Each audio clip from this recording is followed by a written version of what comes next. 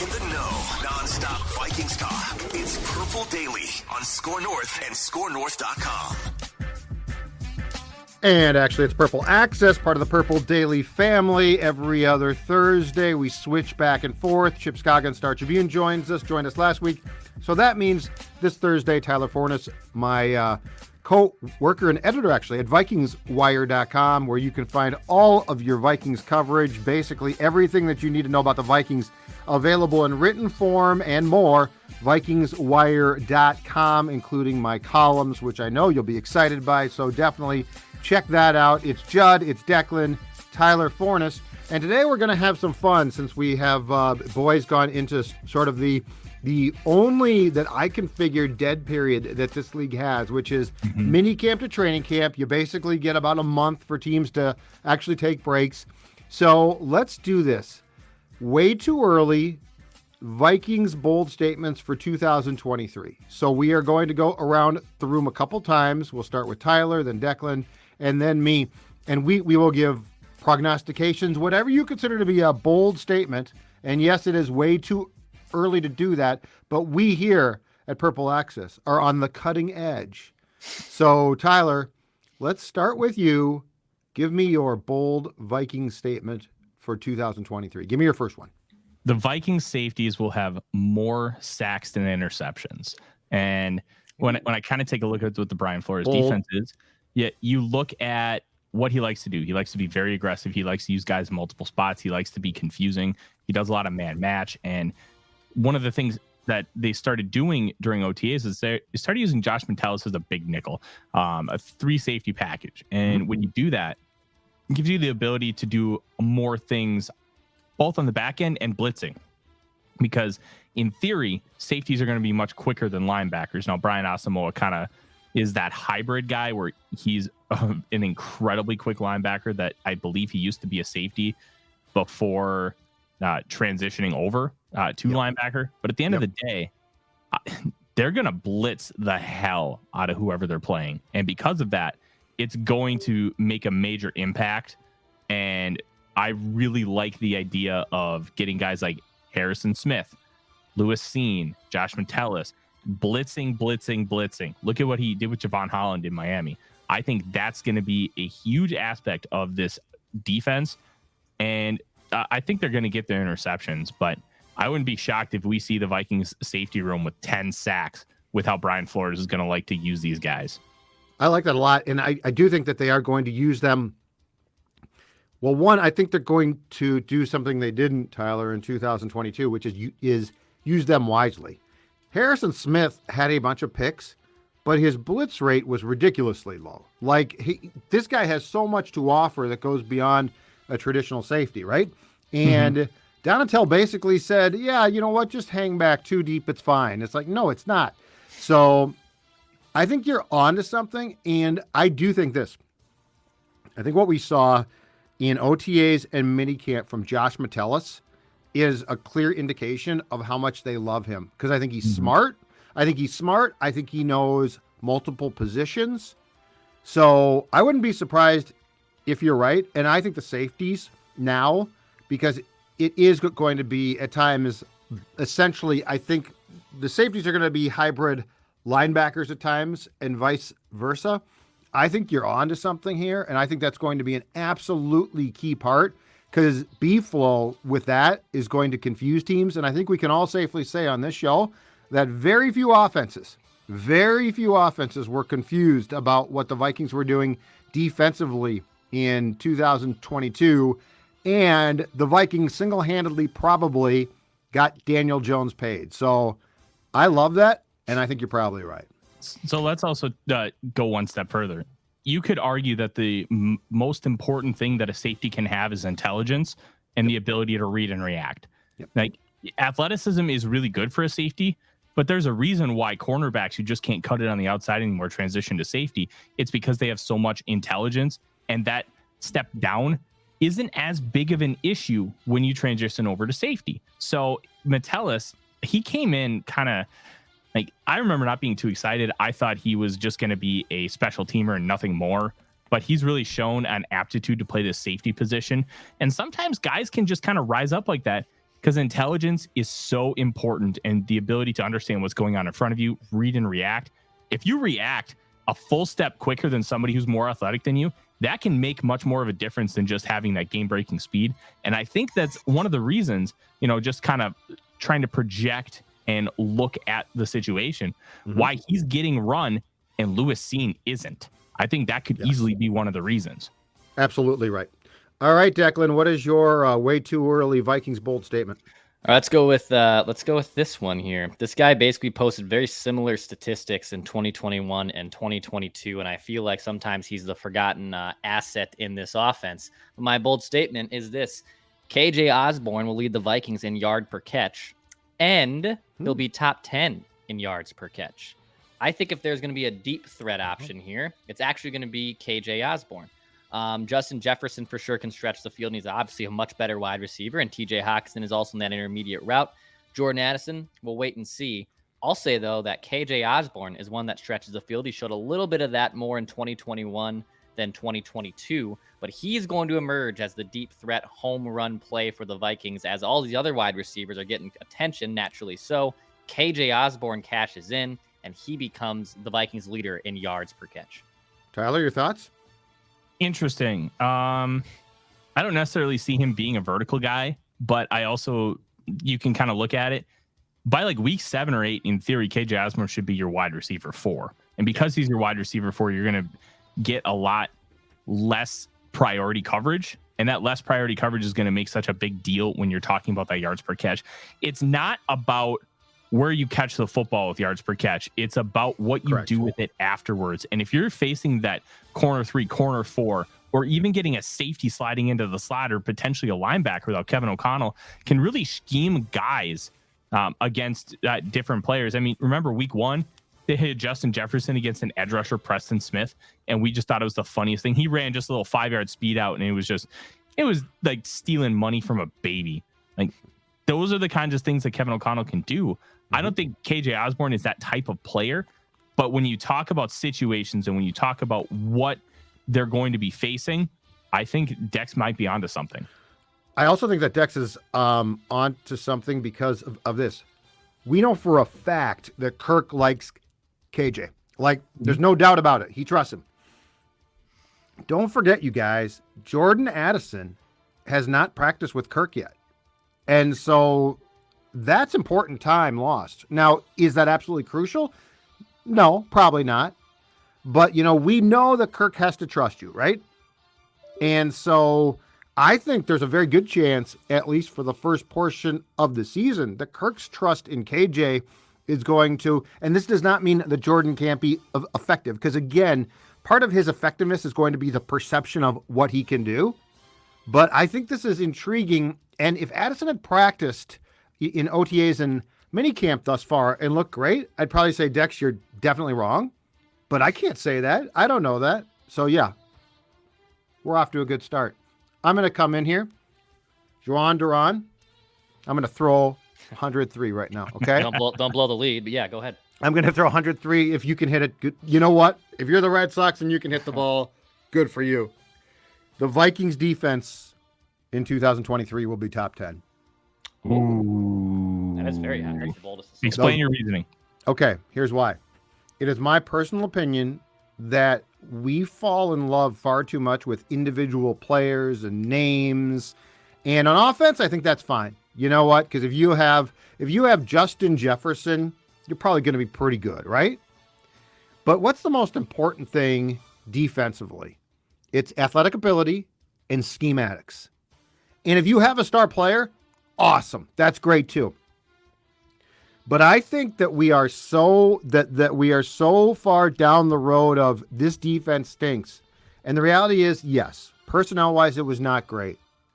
But just think about how badly it was mismanaged last season. Think about, again, Harrison Smith, who I think had 5 picks. So, like, statistically, it's like, oh, he was fine, right? But he wasn't used correctly at all. Harrison Smith, I guarantee you, didn't confuse one opponent last year, which is the first time in his career he has never been used to cause confusion. Danielle Hunter advanced metrics and sacks wise, had a nice year. But for those of us who watched him, assuming he's back, of course, but for those of us who watched him, there were a lot of head scratching moments of what are they doing here? Like, this guy has an elite capability of what he can do, and you're not doing that. Does the defense, or did it have holes and problems? Absolutely. But you know what they're going to do? They're going to introduce a different scheme with athletes now. Because part of my problem, defensively especially, is hanging on to guys, right? Like Eric Kendricks, he's been here forever. He has to play. Well, he slows down. It's not even his fault. He just does. Asamoah, for all I know, might stink. But he has the right athletic ability to also cause problems. I will always go back, Tyler, to the regular season game against the Giants last year, where Asamoah flat out got beat. And he caught up to the guy that caught the ball, and he stripped him. Okay? Mm-hmm. So I'm going that B-Flow, who I think is going to be a head coach at this time next year, largely because of this as well, that he is going to get the Vikings into probably the back portion of the top 10. And we are all going to say, this guy is a savior. But actually what he is going to do is going to make perfect sense. And if this Vikings defense does what I saw them doing in OTAs and minicamp, and I have no reason to think that they won't, I'm telling you right now, for opposing quarterbacks and offensive coordinators, it's going to times be a nightmare. I'm going top 10, back half, but top 10. See, that's fascinating to me. And I really think when it comes to football, great coaching means so much. And when you look at the college game, great coaching is awesome, but great talent really elevates whatever you have. And that's why Alabama, like, they're so great every yes, Nick Saban's incredible, but they have so much turnover underneath him. And you have Dabo Swinney, who runs just an absolutely archaic BS offense, and they've still won national titles with it. Deshaun Watson, Trevor Lawrence, like, talent overcomes those kinds of things. In the NFL, playing field, a lot more level. And because it's a lot more level, strategy and scheme mean so much. And what Brian Flores is going to be able to bring to this Vikings team and help elevate them, it wouldn't shock me to see them in the top half of the league. I think top 10 is a stretch, but I also don't think it's crazy because of how good Brian Flores is. Look at what he did with that Miami team. They were abysmal. He had them in the top 10 within 2 years. And this Vikings defense has more talent. Yes. The thing is, they're unproven. The corners. You could easily have 4 really, really good corners in this room. You could have 1. It's just such a big question mark. It's really hard to project forward. If Booth takes the step where he should have been a first-round pick, except for the injury that kept him out of the draft process, then you have 2 really good starting cornerbacks. Like Caleb Evans, if he stays healthy, he showed flashes, and he's better in man coverage than he is in zone. There we go. Now you've got 3, and you have other players who could step up. They love Mekhi Blackman. Yes, Jay Ward has ability too. There is potential for this group, and I'm fascinated to kind of see how it lays out. I have no idea how it's going to, and I think that is the big thing.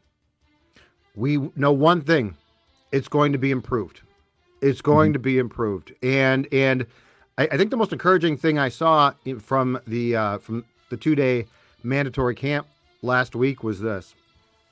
A year ago, Kirk Cousins' head was swimming because of what he was being asked to digest offensively. You know, KOC, the system wasn't brand new to him, but a lot of it was and had been tweaked and things. This year, his head was swimming, and it had nothing to do with what he was being asked to digest from an offensive standpoint. It had everything to do with what the defense was doing. Mm-hmm. And I think that there's a few quarterbacks on the schedule who are probably going to have pretty good days. Starting in week 1, though, I think a guy like, assuming Baker Mayfield starts, it might be a tall task there. So I'm encouraged. Okay. Way too early, bold take number 2 from you, Tyler. Josh Oliver will finish above wide receiver 3 in receptions and yards this season. Ooh, I like it. Okay. So one of the reasons why you signed Josh Oliver is to the 12 personnel. And 12 personnel is, in my opinion, the second best personnel grouping that you can attack defenses with. Number one is 21 personnel, 2 running backs on the tight end. That also requires you to have 2 running backs that are incredibly diverse and you can really attack people with. Now, if you want to take like the 49ers, for example, if you put Debo in the backfield with Christian McCaffrey, that's the kind of attack that I'm talking about when you use 21 personnel. Guys who can do everything. And it's very rare to be able to have that, but if you do, it's incredibly lethal because you can split them out wide. You can do a lot of different things. Counters. That is something like in high school football, you have an offense that runs a lot of counters and misdirection. Mm-hmm. High school kids are not going to be nearly as disciplined as pro football players as far as reading that kind of stuff. But you can also set players up and really, and Kyle Shanahan has been known, and George Kittle talked about this on a podcast the other week. He will run the same run play multiple times, knowing it's only going to gain like 2 yards, because then he's going to torch you with a play action counter to it later in the game. And with 12 personnel, you're getting great blockers, and you're also for the run game. And then if they can attack you vertically down the field, it's a whole nother level. Josh Oliver's a very weird case. Comes out of San Jose State as a pass catcher in only, so tight end in name only, basically.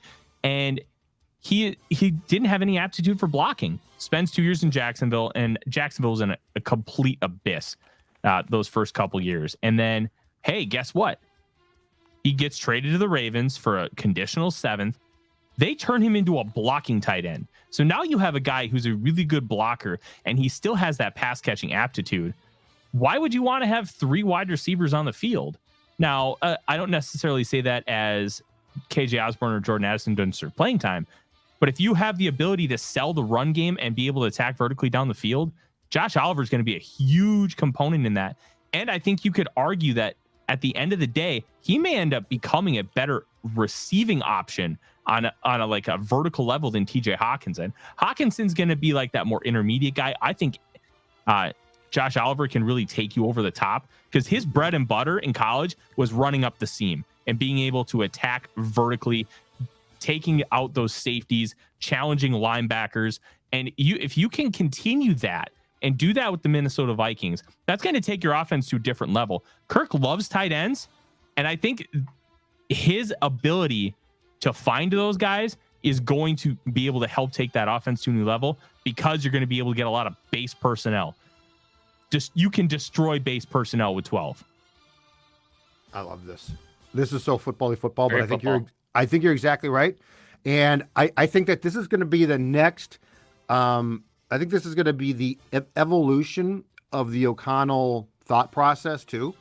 Like because I am convinced that there was a point in time last season when Kevin O'Connell wasn't able to do everything he planned based on personnel, Tyler. Mm-hmm. And so I think that this, like Oliver Sign, and I think we're all like, oh, okay, it's a blocking tight end. That's not exciting. But to me, it's absolutely key, because as we talked about on your show a couple nights ago, everything, in my opinion, rotates around how can you make Justin Jefferson as successful as possible, and causing confusion and putting out personnel packages that, lead teams to think one thing when you're going to try to do another is the most important thing. So I think that this signing is going to absolutely prove to be key from both a Jefferson standpoint and in the multitude of looks that you can now start to give opponents. Absolutely. And I wrote about the signing at the time, and I said that Quasito Clemenza was attacking a fiscal inequality in the market.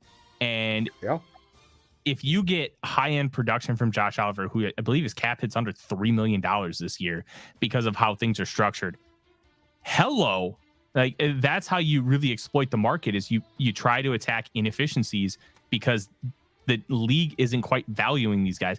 Nobody values a second tight end outside of a Kyle Shanahan, because second tight ends, you're not paying a lot of money for that guy because of how you have to allocate resources elsewhere. So this kind of contract feels very team friendly. By the end of it, he could end up like a top 15, top 20 tight end. Just look at what Bill Belichick had to do a couple years ago. Paid big money for Jonnu Smith and Hunter Henry. Like, that wasn't a mistake. He understands. And the Rob Gronkowski and Aaron Hernandez, obviously that name is a little redacted at this point, but when he drafted those guys in the same draft, I believe it was 2010, and how they were able to dominate teams up the seams vertically and still in the running game, that made Tom Brady that much more lethal. And that's, I believe, what Kevin O'Connell's trying to do. All right, I'll give you my next one here. It's a little bit more subjective, but I feel like I have to go down this well. Okay. My hot take is Greg Joseph is nails in 2023. Oh, here we go. I have to go down. Yeah, this is I have to do this, right? This is the apologist that we get every time we talk about kicking. All right, so let's go down the bold statements here. So Greg the Leg, as I like to call him, his big problem last year was inside 50 yards, and of course also missing some extra points. He has missed 10 out of 86 attempts on extra points since joining the Vikings last season. I think he gets these yips figured out. And keep in mind, he was pretty much money inside of 50 yards last year for field goals. He did not cost the Vikings any wins last season. I think this veteran kicker now in year 3, I know there's a rookie in camp too that'll push him. I think that's good for competition. I love that. But Greg Joseph makes us stop sweating a little bit. He makes his extra points. He's a reliable kicker, which the Vikings have been looking for since Ryan Longwell basically left 10 years ago. Greg Joseph is nails in 2023. I can't get on board. I really can't get on board, Declan. I don't necessarily think he's bad. There is literally nothing he's shown me that says he's going to be good. And kicker is such a volatile position in general. Like Blair Walsh went from being on track to be one of the greatest kickers of all time to absolute booty within like 5 minutes. Like I don't think that there's some kind of level that he's just going to be able to just shoot the moon. I think he's going to be fine. I think he's not going to be a liability. He's not going to cost us football games. I also don't think he's Justin Tucker and you send him out there and you know he's going to hit everything that you need him to. And I can't get fully on board. I love kind of why you're going here. You believe in the guy, and I think he's good. He's made some big kicks for this team, the Saints game, the Giants game, but I also don't think that he's this next level kicker. He's a guy. And if you ended up going with Jack Podlesny, I don't think you're going to be losing much at all. And to me, that's the biggest telltale sign with what a kicker really is. Is G-Joe going to make his PATs? That's my only question. I think he'll miss probably about what he did last year. And honestly, and I mean, I know that happens now, but unless you have a top tier guy, that's just go for 2. 50% of 2-point conversions are made. You might as well just start doing it if he starts missing them. Teams don't though, right? Like there has not been a statistical trend towards that. I think there will be in time, but part of the problem here is, Judd, the new age of analytics and understanding a lot of these little nuances in the game of football is so new. You have a lot of people who have been so ingrained with the old school way of football. Like even guys like Kevin O'Connell, like they're not fully ingrained in it because they grew up with, oh, you just kick an extra point. Like he was drafted in 2008. Like about 2008 was when Bill Belichick made that 4th and 2 call against Peyton Manning. Yeah, that's true. I will defend that call until the day I die, because if you give Peyton Manning that football back, he's going to torch you, and he did. Yep. So you try and beat him. Yep. And I think that way of football is not going to be fully ingrained until probably like 2040, because by that point, it's not going to be newfound technology. It's going to be more commonly accepted year after year after dead year. By then, Fornes. That doesn't help me. That's no fun. That's Judd, 17. You're going to turn into Patrick Royce by 2040. Well, I might do that, but here's what I don't get. So I totally understand what you're saying, Forno, but what I don't get is this. Guys like O'Connell, Shanahan, these guys are like literal like magicians, right? Offensively. I mean, they do nothing but think about offensive plays and personnel groups and stuff. So I understand that they grew up, with dads who were traditional football guys and grew up watching a game that, had the closer PAT. But wouldn't the mad scientist side of your brain win out at times for one of these guys to say, you know what, screw it. I have enough confidence in my ability to call plays, give personnel group looks where we can cause enough confusion to go for it. I'm not saying every single time, but I'm saying more frequently than we see. That's what surprises me, because I mean, these guys are a lot of them offensively brilliant. Well, a lot of the old head kind of discussion, it starts from ownership down. Ownership was brought up the same way. You don't have like 25-year-old owners. Like these guys took a long time to make their money. These franchises are worth billions and billions of dollars. So it's a trickle down effect. And, Ronald Reagan talked about trickle down economics. Well, that kind of thing, just like in the corporate ladder, trickles down as well. These guys are fighting for their jobs year in, year out. I understand. And there's so many little nuances and complications. Have you guys ever heard of the high school coach in Alabama who goes for every fourth down, never punts, and always attempts an onside kick? I read it I read a story about it a couple of years ago. Dude wins state titles, and he wins games like 100-20. Like, he just figured out the percentages. And you know what? If we don't get a 4th and 10 in our own 20, yeah, we'll score the next drive. And he ended up going to Marymount, like a D2 college, and I think he went back to high school just because of. Oh yeah, yes. It wasn't due to lack of success; it was some other reason. But gotcha. That kind of thinking is starting to seep more and more and more and more into football, and the more it does, the better off we're going to be from an entertainment standpoint. Absolutely. All right, here's my second and final, far too bold, far too early Vikings prediction for the coming season.